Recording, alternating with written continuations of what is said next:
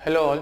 So this is Vaibhav Shukla, and till now we have discussed about the law of torts, basic concept of law of torts, and the what the legal injury is, and some of the general defenses. Not some, but all of the general defenses. So now let's move to the liability part. सो जैसा कि मैंने आपको पिछले lecture में भी बताया था कि there are two types of liability, fault liability, no fault liability. No fault liability में तीन तरीके की लाइबिलिटीज आती है, which are strict liability, absolute liability and vicarious liability. So let us first understand about strict liability and absolute liability. इन दोनों को हम एक साथ पढ़ते हैं क्योंकि ये दोनों एक ही जैसी लाइबिलिटीज हैं और कहा जाए तो एक ही है, बट इनमें कुछ डिफरेंसेस हैं। अगर ध्यान से देखेंगे जब हम, तो हमें समझ में आएगा कि absolute liability is the modified form of strict liability और is the more progressed form of strict liability. So let us first understand what strict liability is.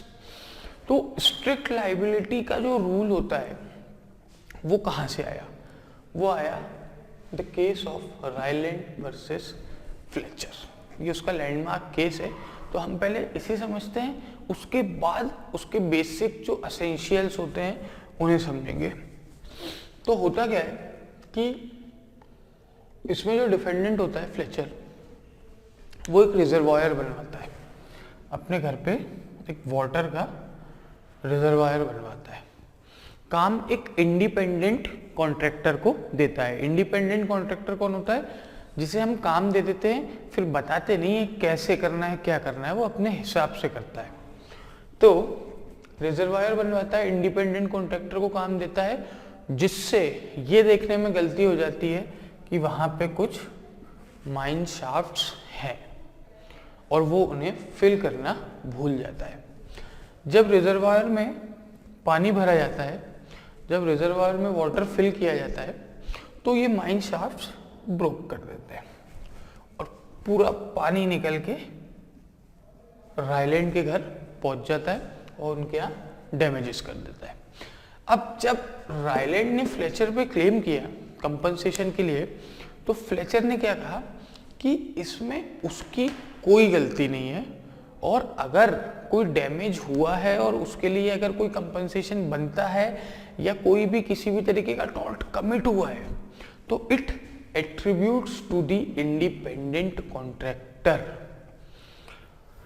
अब भाई दोनों ने अपनी अपनी बातें रख दी। कोर्ट क्या कहता है कि जी नहीं, आपने इतना बड़ा रिजर्वायर अपने घर में बनवाया है तो आपको कुछ ड्यू केयर तो लेनी चाहिए थी, थोड़ा तो आपको देखना चाहिए था। तो उन्होंने स्ट्रिक्ट लाइबिलिटी का रूल यहाँ पे अप्लाई किया और क्या बोला कि एक डेंजरस थिंग, ठीक। अब आप बोलेंगे वाटर कैसे डेंजरस है? भाई घर में आप कितना पानी रखते हैं? 1 टंकी, 2 टंकी, इन्होंने तो रिजर्वायर बनवा लिया। अब होता क्या है कि जो रिजर्वायर में इतना सारा पानी होता है कि वो एक अननेचुरल यूज के लिए, या फिर हम उसे डेंजरस कह सकते हैं, तो वो एस्केप हुआ और एस्केप करके उसने डैमेज कर दिया। That's it. ये ही स्ट्रिक्ट लाइबिलिटी होती है, ठीक। अब मैं आपको इसके कंसेप्ट समझाता हूँ। देखिए क्या होता है। पहली एसेंशियल चीज, dangerous goods and non natural use. अब यहाँ तो पानी भी डेंजरस हो गया क्योंकि बहुत ज्यादा अमाउंट में था। बहुत ज्यादा अमाउंट में पानी डेंजरस होता है, हम जानते हैं, हमने बाढ़ आते हुए देखी है। पर most probably most of the times dangerous चीजें क्या होती हैं? कोई पॉइजनस प्लांट, कोई केमिकल, फर्टिलाइजर, या फिर किसी तरीके का कोई वाइल्ड एनिमल। ये सारी चीजें होती हैं आपकी डेंजरस चीजें जो कि नॉन नेचुरल यूज के लिए यूज। उनका एस्केप, अगर वो एस्केप करती हैं और एस्केप करके हार्म कॉज करती हैं, तो स्ट्रिक्ट लाइबिलिटी का प्रिंसिपल अप्लाई हो सकता है। ये तीन जो चीजें हैं ये ही हैं, ठीक। अब देखिए, सपोज करिए ए है, बी है। ए ने अपने घर में कुछ पॉइजनस प्लांट लगा रखे हैं और बी की बकरी, अब वो जो घर है, मान लीजिए ये ए का घर है, ये बी का घर है, ये पॉइजनस प्लांट ऐसा लगा है कि इसकी कुछ पत्तियां बी के घर में भी जा रही हैं और बी की बकरी उस प्लांट के कुछ पत्तों को खा लेती है और वो फिर बकरी नहीं बचती, मटन बन जाता है, बेसिकली मर जाती है। तो क्या होगा कि भाई ए ने डेंजरस चीज रखी थी, उसका एस्केप हुआ और उससे बी को डैमेजेस हो गए। It's a strict liability. तो A will be strictly liable for the loss cause to B. अब समझते हैं हम आगे, इसके कुछ डिफेंसेस होते हैं। शेयर्ड बेनिफिट और कंसेंट।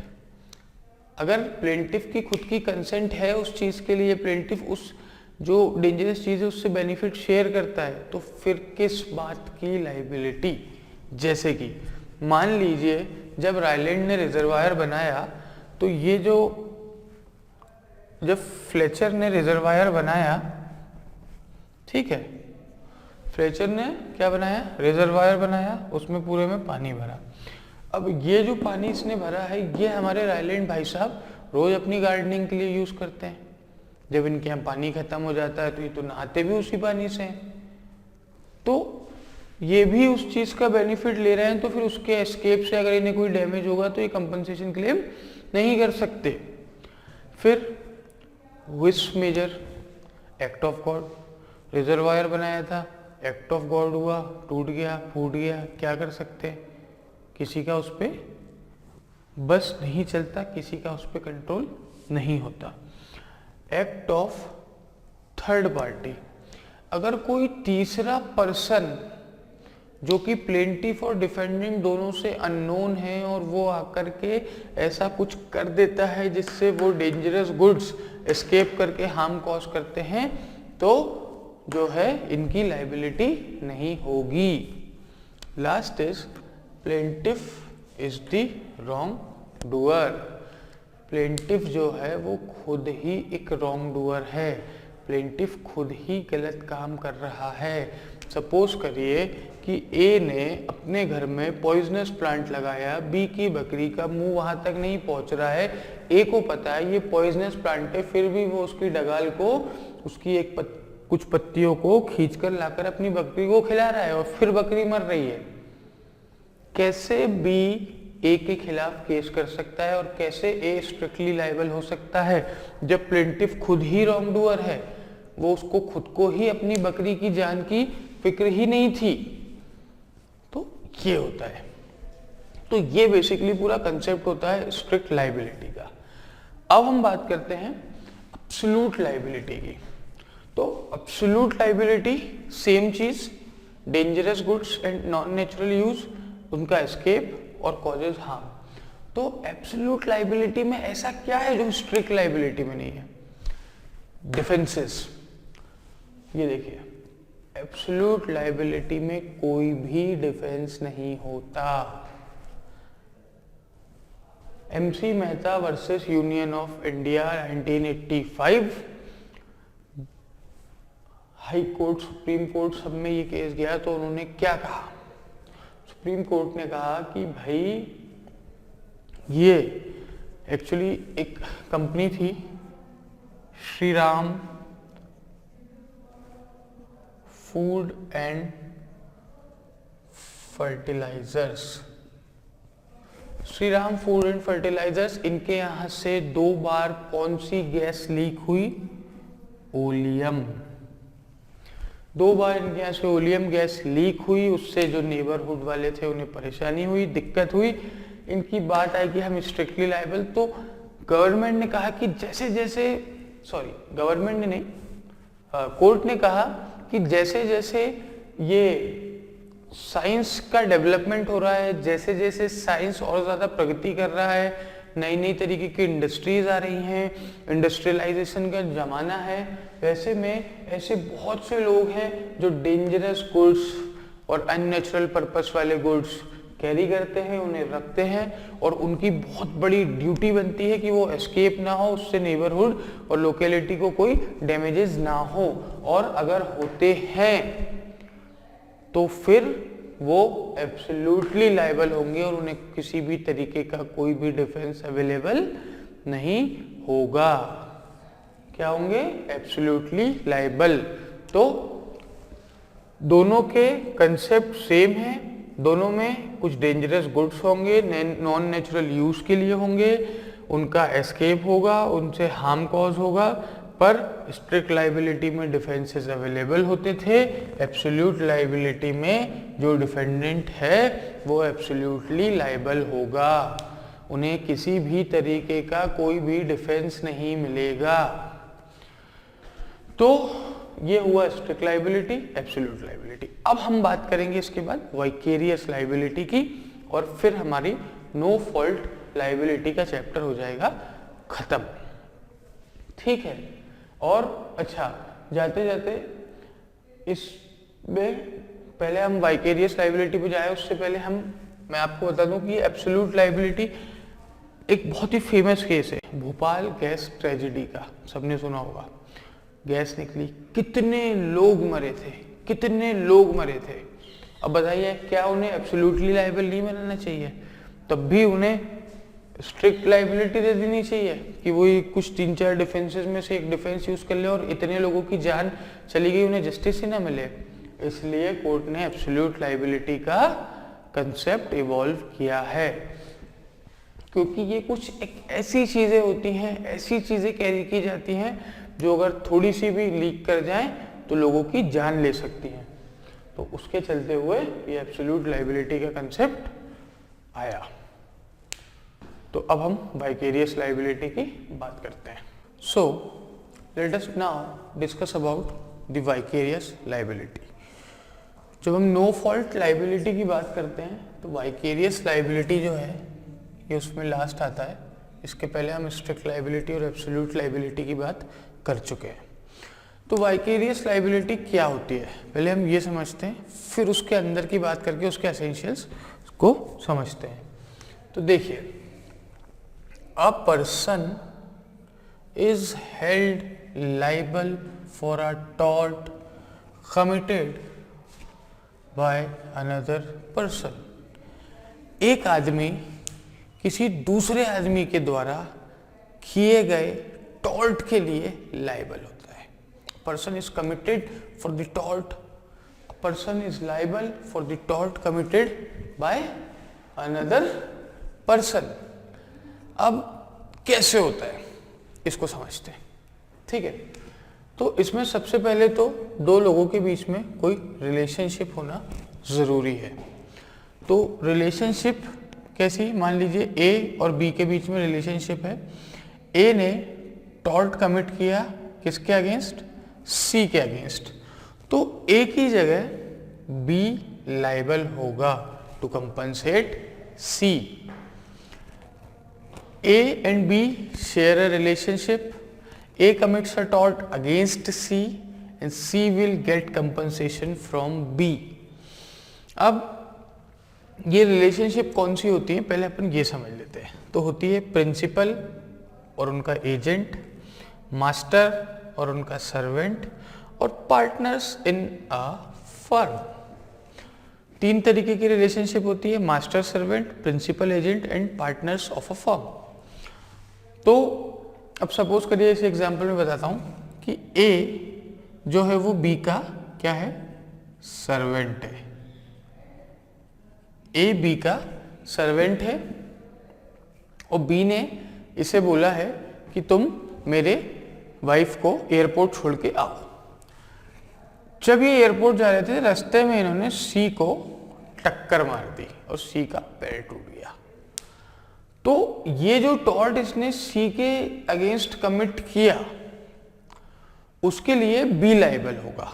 क्यों? क्योंकि A was working for B, ठीक, he was during his course of employment he was doing an authorized work or authorized act by given by his master। तो authorized work और act क्या होता है ना, ये भी समझ लीजिए। ऑथराइज किस चीज के लिए किया जाता है? सपोज करिए ए है और ए का एक सर्वेंट है बी, उसने बी को सिर्फ और सिर्फ किस चीज के लिए रखा है? अपना कुत्ता जो है, डॉग जो है, उसकी देखभाल के लिए रखा है, उसकी केयर करने के लिए रखा है। तो बी किस काम के लिए ऑथराइज्ड है? सिर्फ और सिर्फ उस डॉग से रिलेटेड काम के लिए। अब बी अगर मान लीजिए ए की कार खड़ी है, उसको लेकर जाता है और किसी खड़ी हुई दूसरी कार में टक्कर मार देता है, तब बी उसके लिए लायबल नहीं होगा, क्योंकि वो काम ही ऑथराइज्ड नहीं है, वो अनऑथराइज्ड कर रहा है काम। अगर वो अनऑथराइज्ड काम करता है तो वो out of the course of employment चला जाएगा। और इन चीजों में, मास्टर सर्वेंट रिलेशनशिप में कोर्स ऑफ एम्प्लॉयमेंट का बहुत फर्क पड़ता है। कोर्स ऑफ एम्प्लॉयमेंट आपको हमेशा देखना पड़ेगा। कोर्स ऑफ एम्प्लॉयमेंट होता क्या है? बेसिकली देखिए, सपोज करिए कि अभी हमने बात करी कि ए ने बी को अपनी वाइफ को छोड़ने एयरपोर्ट भेजा था, ठीक है। ए बी की वाइफ को एयरपोर्ट छोड़ता है और बी की वाइफ को एयरपोर्ट छोड़कर, ठीक है, ये सपोज करिए ये एयरपोर्ट है, ठीक है, यहाँ एयरपोर्ट आया, छोड़ा, यहाँ से वापस ए के घर गया, गाड़ी पार्क कर दी, ठीक। इस बीच उसने सी का एक्सीडेंट कर दिया, तो ए लायबल होगा। क्यों? क्योंकि एयरपोर्ट छोड़ना और छोड़ के वापस आना is under the course of employment, is an authorised work. But ठीक है, सपोज करिए कि ए जाता है, बी की वाइफ को एयरपोर्ट पर ड्रॉप करता है, वहां से जाता है अपने घर, वहां से अपनी वाइफ डी को बिठाता है, वहां से जाता है कहाँ? जुहू बीच। जुहू बीच पे घूमता है, बच्चों को घुमाता है, बढ़िया खाता है, पीता है, बिल्कुल पानी में मस्ती करता है, वापस जाता है डी को घर छोड़ने और उस बीच कर देता है एक्सीडेंट। अब क्या ये कोर्स ऑफ एम्प्लॉयमेंट में है?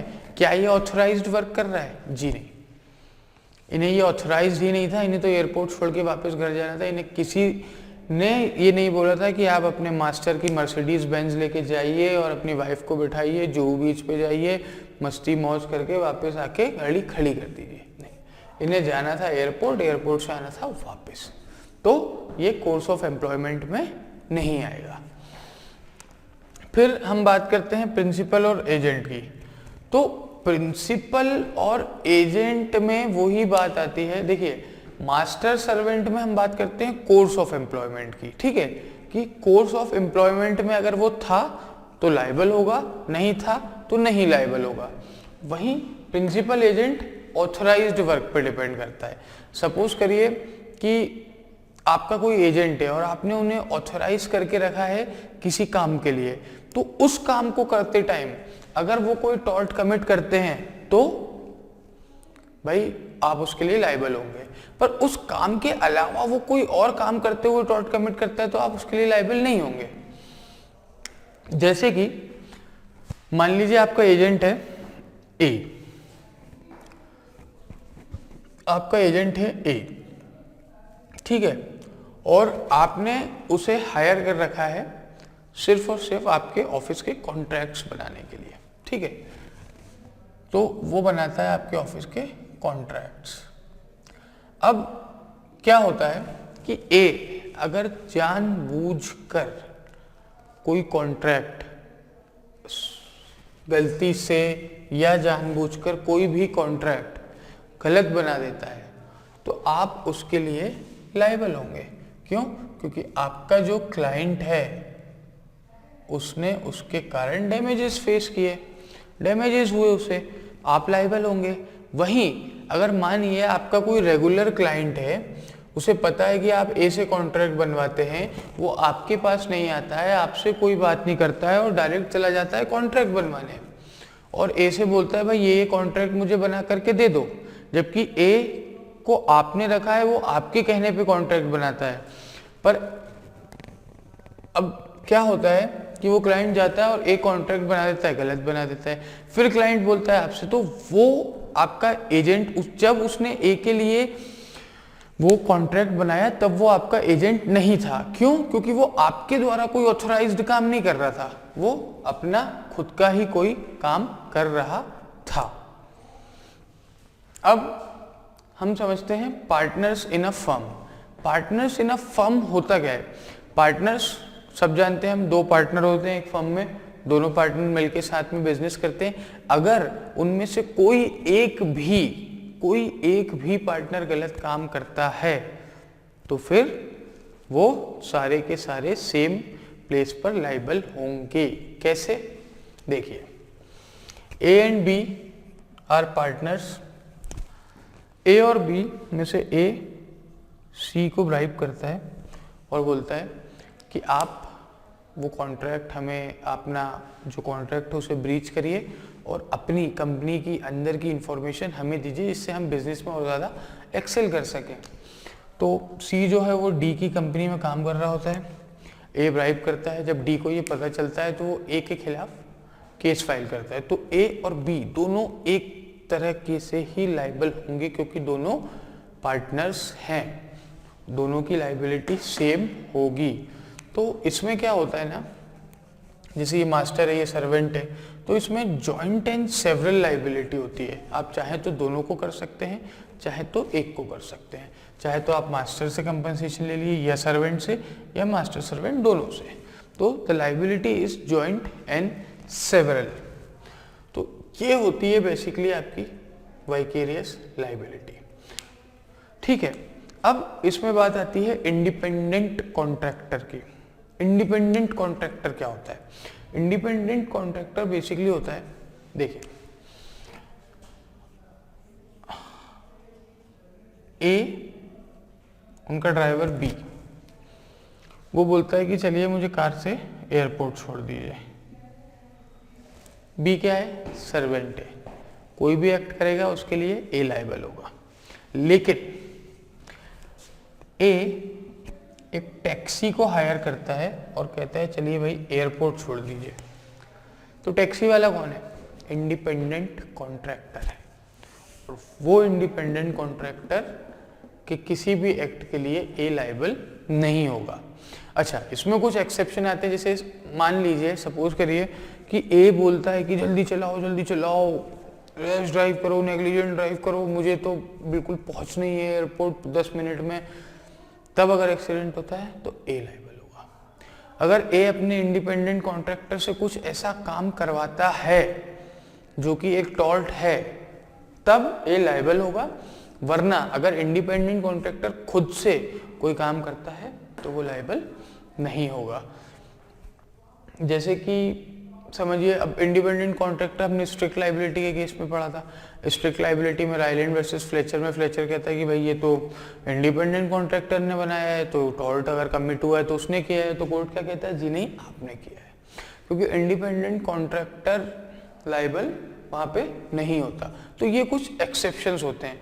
फिर दूसरी चीज, अगर ए का इंडिपेंडेंट कॉन्ट्रैक्टर है समझिए कोई, और वो उससे बोलता है कि आप न्यूसेंस क्रिएट करिए बगल वाले के लिए, मेरे पड़ोसी के लिए, अगर उसको कुछ बेनिफिट हो रहा हो ए को, और वो इंडिपेंडेंट कॉन्ट्रैक्टर न्यूसेंस क्रिएट करता है, तो अगर वो नेबर केस करता है तो फिर ए लायबल होगा। अगर किसी इंडिपेंडेंट कॉन्ट्रैक्टर से जो खुद मास्टर है, जो खुद प्रिंसिपल है, वो अगर किसी तरीके का टॉर्ट कमिट कराता है तो वो लायबल होगा।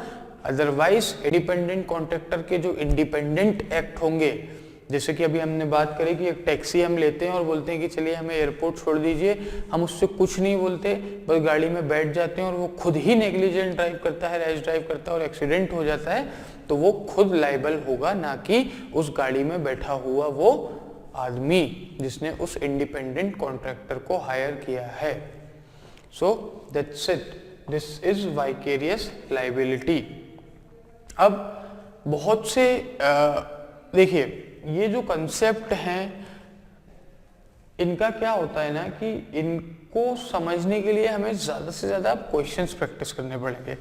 तो हम आगे चल के एक बार थ्योरी कंप्लीट करने के बाद सारे क्वेश्चंस इनके ट्राई करेंगे, हर तरीके के क्वेश्चंस ट्राई करेंगे, इतने क्वेश्चंस ट्राई कर लेंगे कि शायद कोई ऐसा क्वेश्चंस, ऐसा टाइप ऑफ क्वेश्चन ही ना बच्चे जो एग्जाम में बाहर से आ जाए। क्योंकि होता क्या कि देखिए, हम समझ गए कि भाई एजेंट कोई काम करेगा, अगर वो ऑथोराइज्ड है तो ठीक है, ऑथोराइज्ड नहीं है तो उसके लिए प्रिंसिपल लाइबल नहीं होगा। ठीक है, पार्टनर्स इन अ फर्म, अगर कोई भी रॉन्गफुल एक्ट करते हैं फर्म के लिए तो लाइबल होंगे, सारे के सारे एक जैसे लाइबल होंगे। मास्टर सर्वेंट, अगर servant in his course of employment, अगर मास्टर की कोर्स ऑफ एम्प्लॉयमेंट में मास्टर का काम कर रहा है तो मास्टर लाइबल होगा, अगर कोर्स ऑफ एम्प्लॉयमेंट के बाहर हो जाता है तो लाइबल। अच्छा, कोर्स ऑफ एम्प्लॉयमेंट कोई ऐसा नहीं होता कि सुबह 9 बजे से लेकर रात के 9 बजे तक आपका कोर्स ऑफ एम्प्लॉयमेंट है। कोर्स ऑफ एम्प्लॉयमेंट डिटरमाइन करना पड़ता है, कोर्स ऑफ एम्प्लॉयमेंट में हमें समझना पड़ता है। जैसे कि मैंने आपको बताया कि एयरपोर्ट से घर, घर से airport was course of employment, पर एयरपोर्ट से अपने घर और अपने घर से Juhu Chowpatty course of employment में नहीं आएगा। जुहू बीच जाना is out of course of employment. तो ये होता है। तो आगे जब हम इसके क्वेश्चंस सॉल्व करेंगे और क्वेश्चंस में जब ऑप्शंस को हम देखेंगे कि हाँ ये आंसर है तो क्यों है और ये आंसर नहीं है तो क्यों नहीं है, तब ये सारे कंसेप्ट आपको और ज्यादा अच्छे से जो है समझ में आ जाएंगे। अब इसके बाद हम फॉल्ट लाइबिलिटी की बात करेंगे। तो फॉल्ट लाइबिलिटी में जितने भी टॉर्ट्स आते हैं उनके बारे में हम बात करेंगे।